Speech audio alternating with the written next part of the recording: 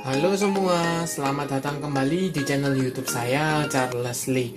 Pada kesempatan kali ini, saya akan membahas dua saham yang menurut saya cukup berpotensi. Saham apa saja? Saham ini adalah yang pertama ada Inco atau Vale Indonesia Tbk.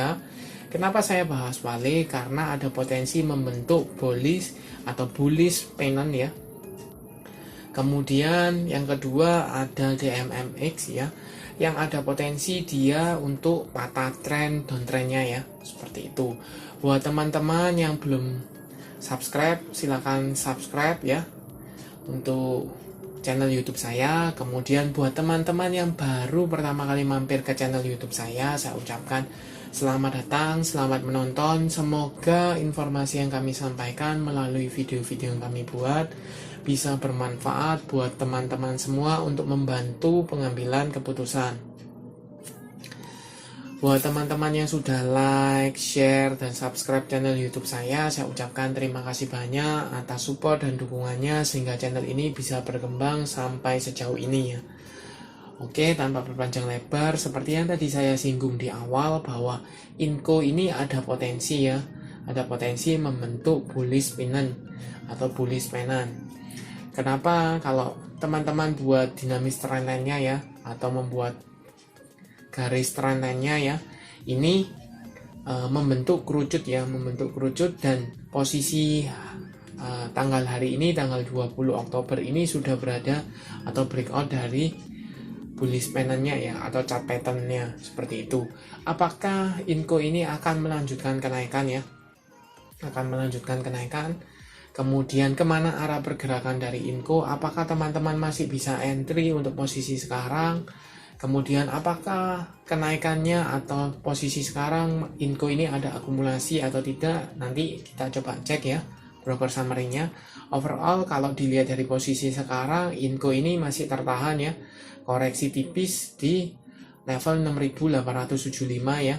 Tetapi kalau teman-teman lihat ini masih meretest atau belum konfirmasi dia break dari pennantnya ya, seperti itu. Kalau dilihat volumenya ini mengecil daripada kenaikan kemarin ya, sedangkan garis MACD ini masih cenderungnya sideways ya, seperti itu.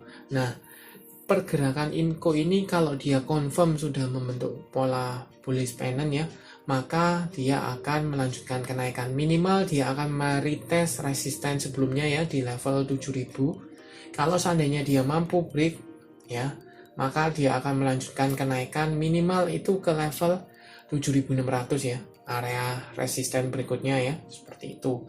Kemudian kalau kita cek apakah pergerakan Inco ini beberapa hari sebelumnya itu ada akumulasi atau tidak, kita coba cek broker summary-nya ya. Ini Inco tanggal 17 sampai dengan tanggal 20 dengan value net ini jelas ada akumulasi ya oleh YU, KZ, DR, XA, EP ya.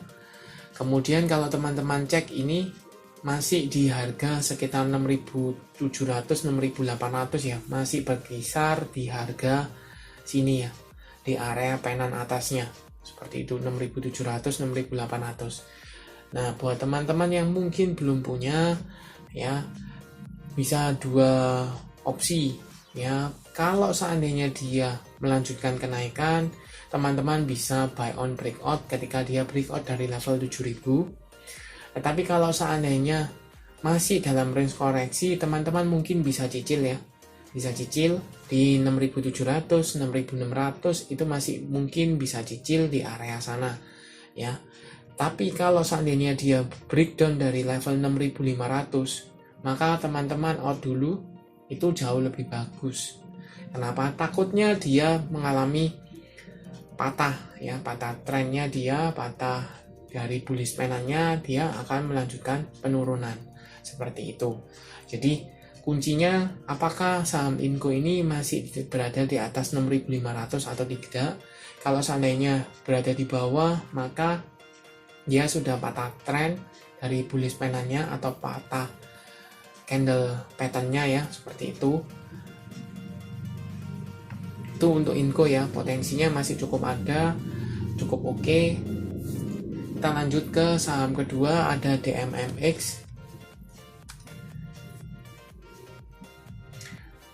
Digital Media Maxima Tbk ya. Untuk DMMX sendiri beberapa hari ke belakang ini mengalami kenaikan, dan hari ini pun tanggal 20 Oktober mengalami kenaikan hampir 3% ya, atau lebih tepatnya 2,75% ke level 1310. Kalau ditarik garis buatkan dinamis trendline-nya ya, ini ada kecenderungan atau ada potensi bahwa DMMX ini patah tren minornya. Kenapa saya bilang minor? Karena ini tren yang ditarik adalah minor ya. Kalau untuk downtrend yang jangka panjang ini masih lebih jauh seperti itu. Jadi ini trennya masih minor, tetapi dia sudah mulai ada tanda-tanda kalau mampu break maka dia ada tanda-tanda mulai bergerak, ada perbalikan arah seperti itu. Dan posisinya sekarang kalau teman-teman cermati ini menguji atau meretest EMA 50-nya ya. EMA 50-nya ada di 1285, 1290-an di area sana ya. Jadi masih menguji seperti itu. Volume kalau teman-teman cek kemarin disertai dengan volume ya.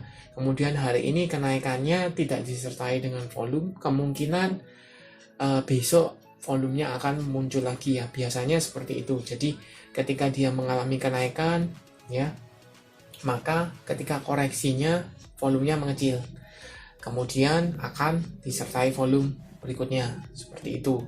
Nah pertanyaannya, atau kenapa saya sebut DMMX ini menarik, karena ada potensi dia patah tren dari downtrendnya. Jadi teman-teman bisa manfaatkan momentumnya. Kalau dia misalnya confirm patah tren, maka teman-teman bisa re-entry ya, atau spekulasi buy di range antara 1320-an sampai dengan 1360-an ya. Itu masih mungkin bisa. Untuk target di sekitar 1600. Jadi range-nya masih cukup lebar, teman-teman bisa dapatkan cuan 6-7%-an, itu masih cukup oke, seperti itu. Sekali lagi ya, ini belum bisa dikatakan dia patah tren mayornya ya, tetapi ada kecenderungan untuk minor itu masih ada potensi ya. Jadi terserah teman-teman bisa buy on breakout, itu masih mungkin, atau tunggu dia break dari area 1400, itu masih oke ya. Tapi kalau menurut saya pribadi jauh lebih bagus kalau teman-teman bisa dapatnya sekitar 1320 sampai dengan 1365-an ya. Karena kalau dia sudah confirm break disertai dengan volume, maka dia akan cenderungannya untuk breakout disertai dengan volume itu jauh lebih besar. Seperti itu ya. Jadi cukup clear untuk Inco dan DMMX ya. Buat teman-teman, terima kasih sudah menonton sampai akhir. Jangan lupa like, share, dan subscribe channel YouTube saya, dan nantikan video analisa saham berikutnya. Terima kasih sudah menonton.